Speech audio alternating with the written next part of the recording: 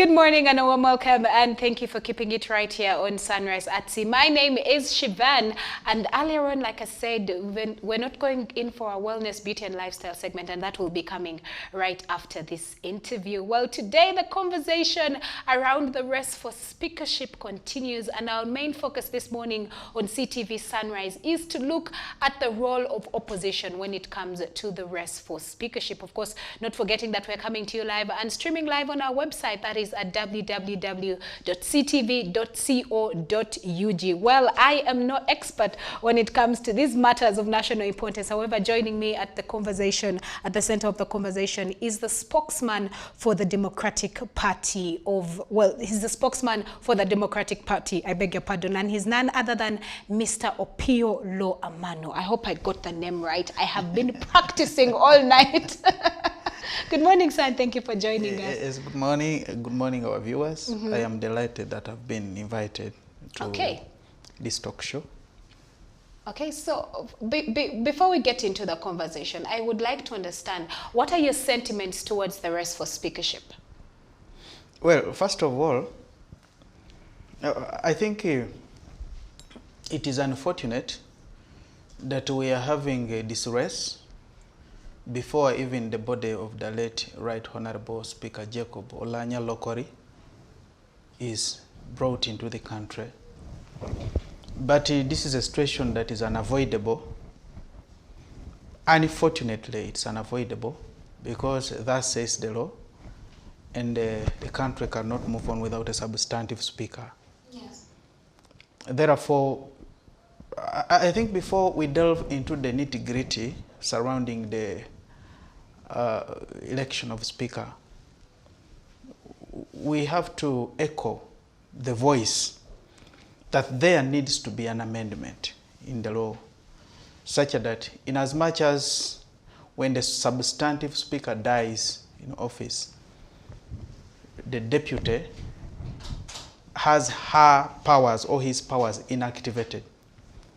At least we can amend and activate only the power in respect of presiding over a session when members of parliament are paying their last respect to the fallen speaker. That said, I think by law,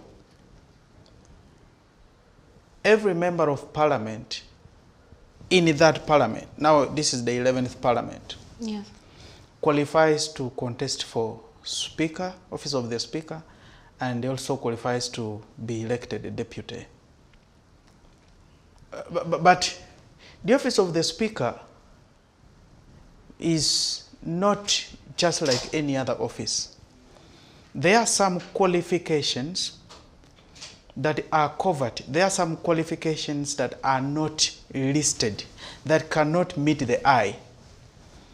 That is why not everybody can be voted the speaker, even though you're a member of parliament. I think this grumbling and the fighting for this position that has been expressed in the expression of interest by many members of parliament is a signal to all and sundry that we have not taken time to organize ourselves as leaders to take over some positions.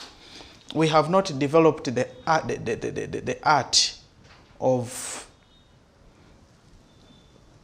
succeeding, preparing, like those in office have not taken it upon themselves to deliberately build leaders. Otherwise, we would be having people who we see unequivocally showing signals and qualifications to qualify for being voted speaker. That is one. Two, a speaker, I think this shouldn't be anchored on political parties. Because while we are in a multi-party dispensation, but the position of speakership should go beyond that. Otherwise, if we are to hang it on only political parties, we may miss out on very many qualified persons who are in the opposition from assuming that office, because our minds are fixated on political parties. So, in my opinion, I think we are doing ourselves a disservice by anchoring this race on the speaker, I mean on political parties. Okay. One would wonder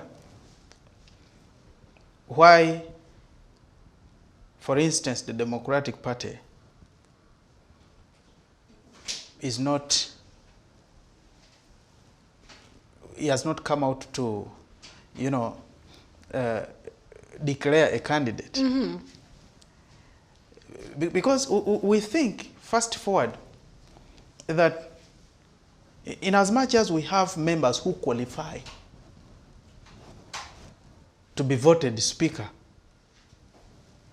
but we think because the game, I mean, the race has already been vulgarized, it has been condensed to a level that it's now numbers and political parties.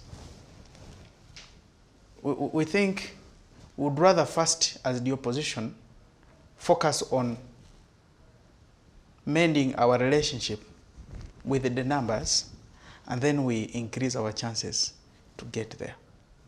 Okay, so you're in your capacity as spokesperson for the Democratic Party and the party at large. What are you doing, or what role are you playing? You have said that you haven't yet fronted a candidate, but what role are you playing when it comes to speakership? We are not just beginning to do the role, to do our role, okay, but we started that long time ago. That's why I told you that we have members who do qualify. In other words, we have been preparing these members such that in circumstances that there is need to furnish this country with a substantive speaker that qualifies, okay, in the real meaning of a speaker, the standards, Democratic Party has it. But like I told you, condensing this to political parties, it is actually making us as a country lose out on the talents and qualifications that are embedded in members, or in members from political parties that do not have the numbers. okay. Yeah, but as the Democratic Party, we have mentored our people, and we have also developed the art of judgment in them, Mm-hmm. on who can qualify to be a speaker or to be voted in any other position. So we have our trust in them. Okay. That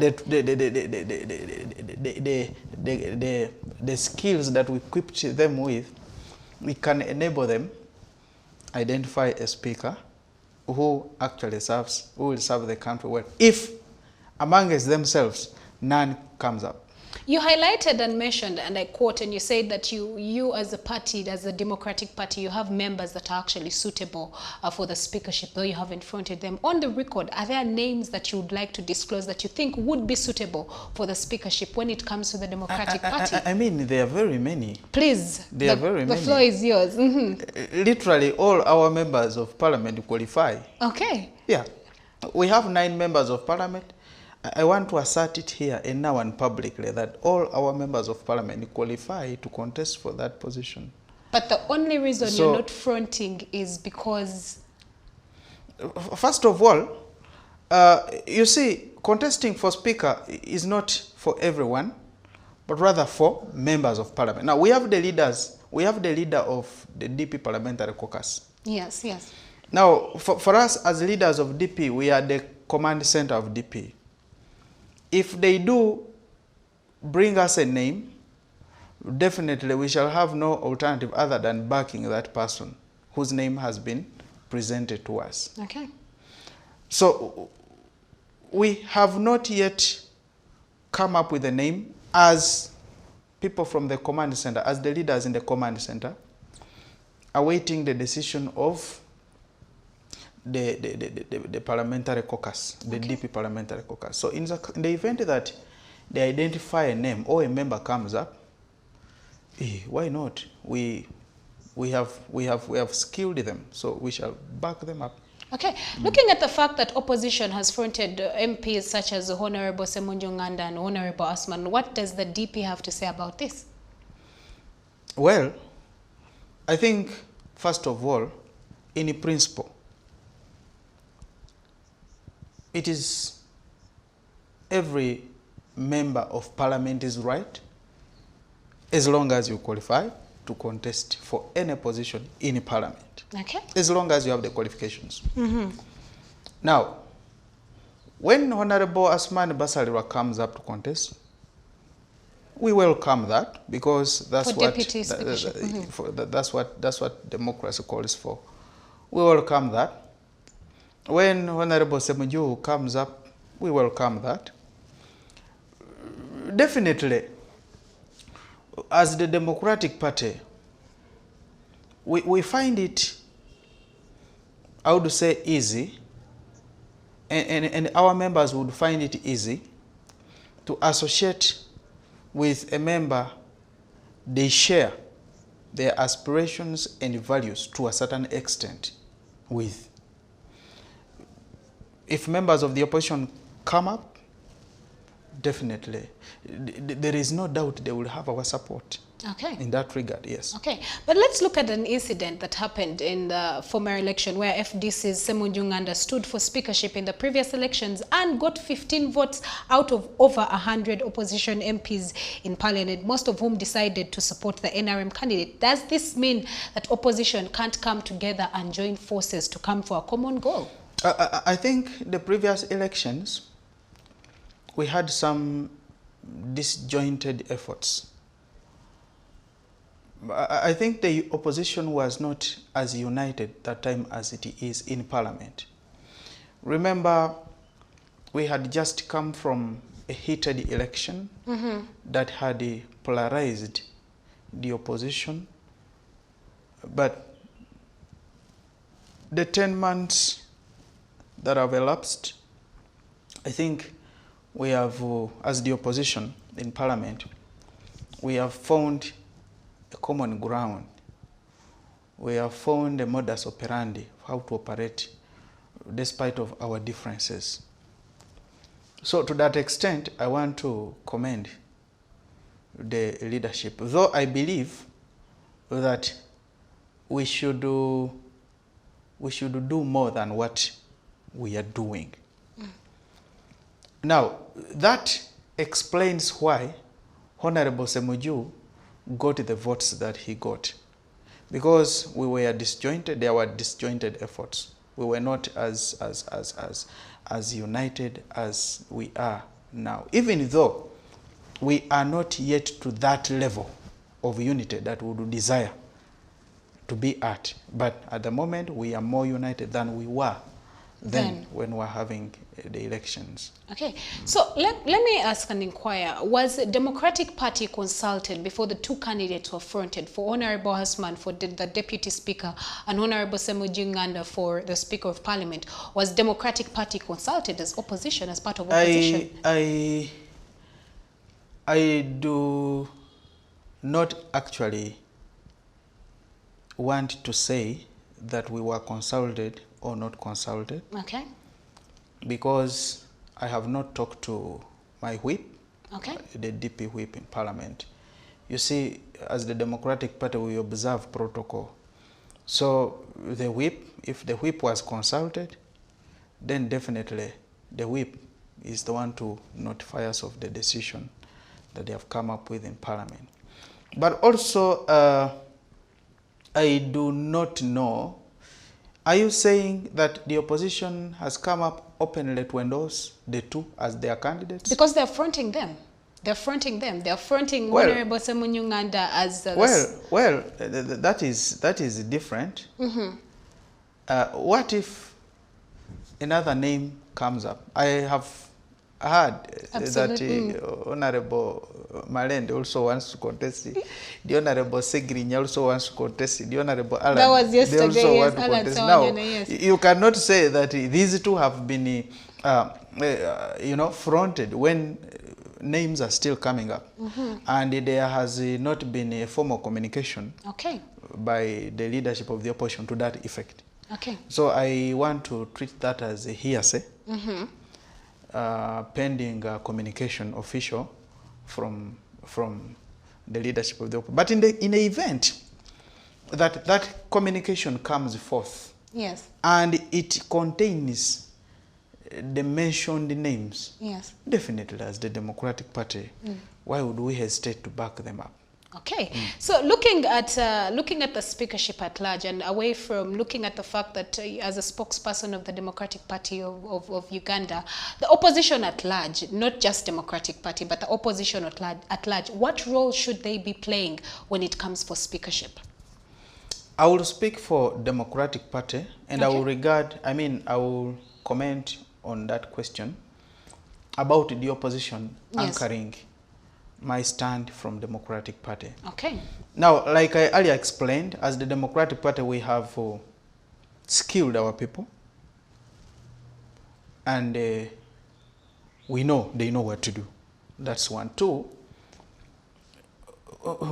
none of our members will boycott the voting, because we believe that in as much as this is an abnormal situation, we believe that at least you would rather complain about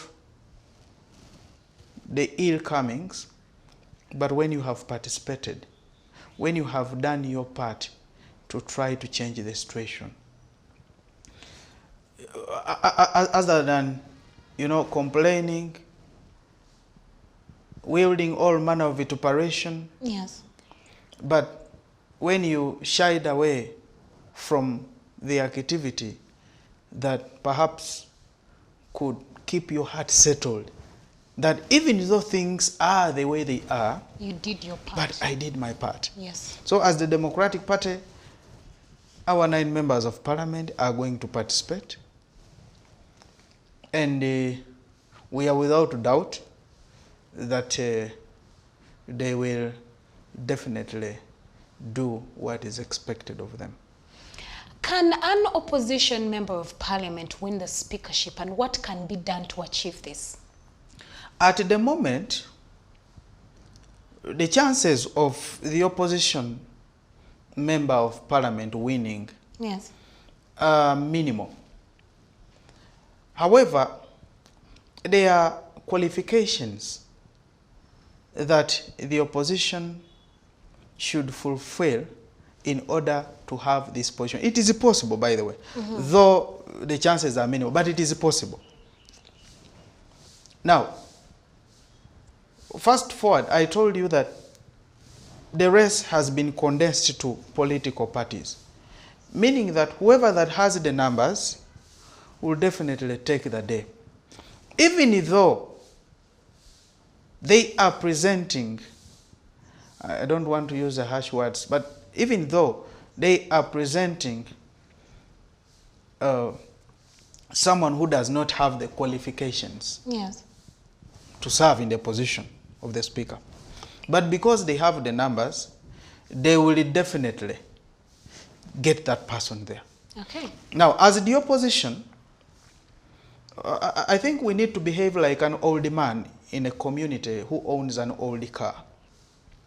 When you're driving through the road, you have to be good-mannered.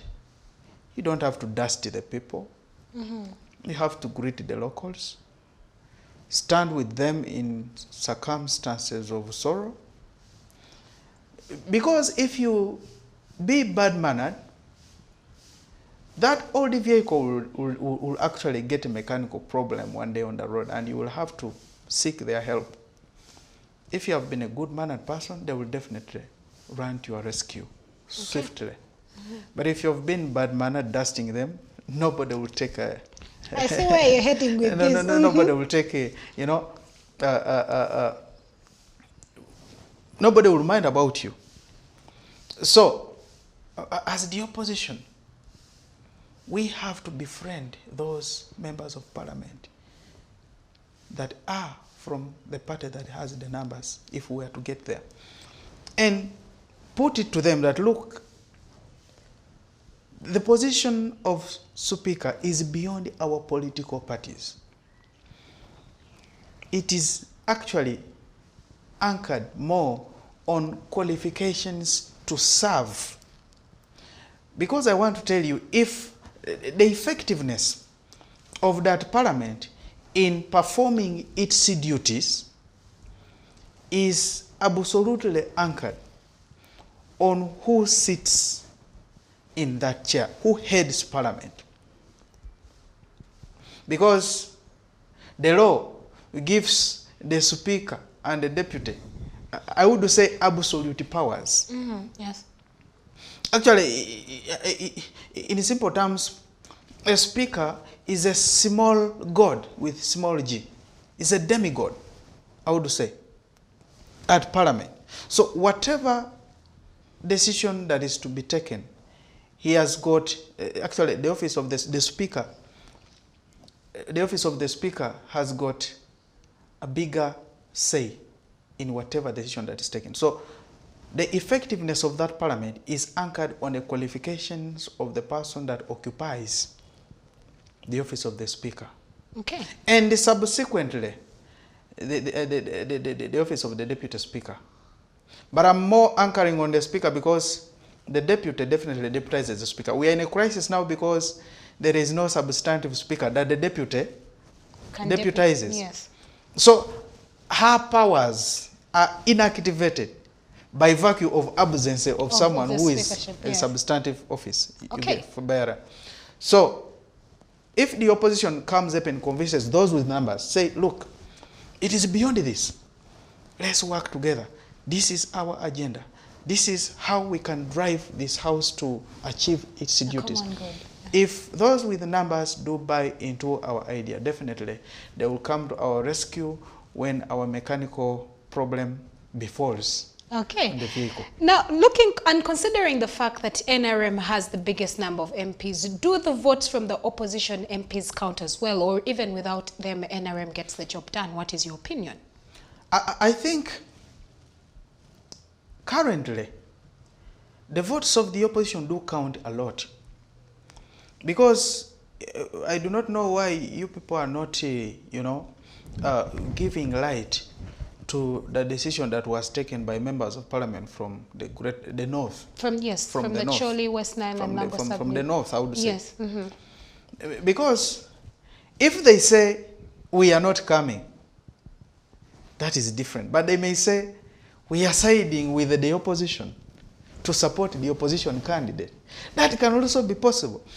And the opposition now, in parliament, the leaders of the opposition in parliament, they should now be, creating channels to talk to those people and say, look, in as much as this has happened, but we have an alternative where your grievances can be addressed.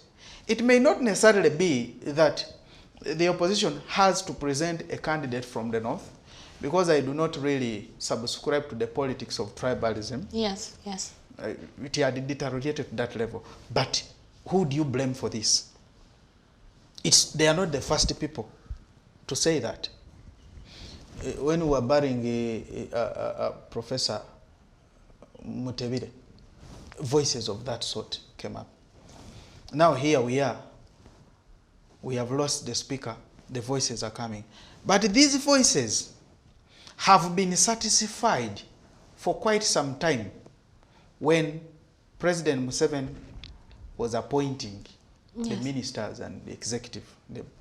Because literally our country, the body politic of our country is anchored on two pillars: tribes and religion. Tribes and religion, because when the colonialists came here, they built our politics on tribes and religion. I do not want to delve so much into that, but that is the fact. So these sentiments that are coming up openly, they are a manifest of, you know, the discontent that people are seated on. Okay. The members of parliament from the Acholi have a chance that at least for them, they have the Chief Justice, they have had the Speaker, they had actually they have very many people, but there are some tribes that do that not have have not been any. represented. Now, if we are to track that line of tribalism, I don't think it is good. It's a conversation that is not going to end. It's not a good conversation, really. Okay. It's not healthy. However, I think this is something that we need to openly have a conversation about as a country. Yes. Because it is a reality. Absolutely. Other than having pocket statements from various people. Okay. Yeah. So as we wrap up the conversation, can opposition count on independent MPs or the literally side of the ruling party? The independent MPs, most of these independent MPs are actually not independent. Break it down for us. Because they are, all of them are leaning somewhere. And the majority of them are leaning on the NRM. So, however, it is easier, it can be easier to convince them to buy into your agenda than convincing a member of parliament who is on NRM sponsorship in parliament. The reason is, in as much as they are leaning on the NRM or any other political party, depending on who, depending on the member, the independent member. Okay. I think the party has got no absolute control over them. They have a scintilla of opportunity to make their decisions as individuals without fearing that they will be penalized and be subjected to disciplinary, sanctions by their political party. So I truly believe that if we deploy the strategy of an old man with an old vehicle, we can also woo them on our side, and then we have the numbers that we are looking for that can give us that position. Actually, position is, because even the office of the Deputy Speaker is now falling vacant, by virtue that this one is being elevated.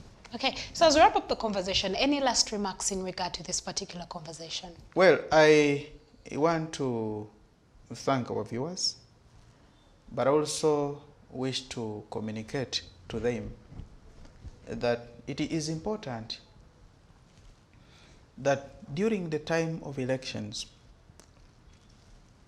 you focus more or in equal measure on the on the member of parliaments that you send to parliament. If you think that you are a member of the opposition, but you want to vote a member, like an individual, on individual merit, someone who belongs to the NRM, definitely you are increasing the numbers of the NRM. And when they get to parliament, there is going to be catastrophe in trying to raise the numbers to vote with you. Okay. So let the viewers know, while you are there, voting and campaigning, if you are DP, vote for DP, if you believe that DP can. If you are DP, don't say, let me vote for the NRM candidate because he's my friend, even though he's in the bus, but let me vote for him. Or let me vote for a member of the NUP because I am a DP, let me vote for a member of NUP. After all, we are all in opposition. Or let me vote for a member of the FDC. I really think that we need to clear. We need to clear our identities and focus. Otherwise, if we do vote people on their individual merit, definitely it may not augur well when it gets to Parliament. Yeah. Okay, well, thank you so much for joining us this morning on Sunrise at Sea. You're welcome. Well, that wraps up the conversation that I had for you this morning on the Twitter jabs. I hope that you were able to pick a thing or two. I, for one, and of course in relation to what the spokesperson of the Democratic Party has said, when it comes to vying or when it comes to positions, when in regard to Parliament or positions of power, at the end of the day, what we want is to achieve a common goal, and tribalism shouldn't be an issue. Well, up next is your wellness, beauty, and lifestyle segment. Keep watching Sunrise at Sea and don't blink.